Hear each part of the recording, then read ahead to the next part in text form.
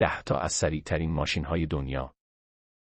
سریعترین ماشین‌های دنیا را می‌توان بر اساس حداکثر سرعتی که تاکنون رسیدند، رتبه‌بندی کرد.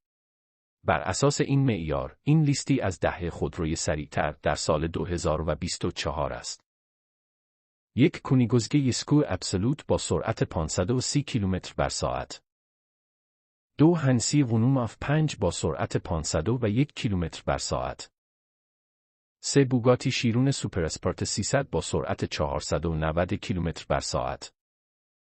4 از 30 تواتارا با سرعت 486 کیلومتر بر ساعت. 5 ریمک نورا با سرعت 412 کیلومتر بر ساعت.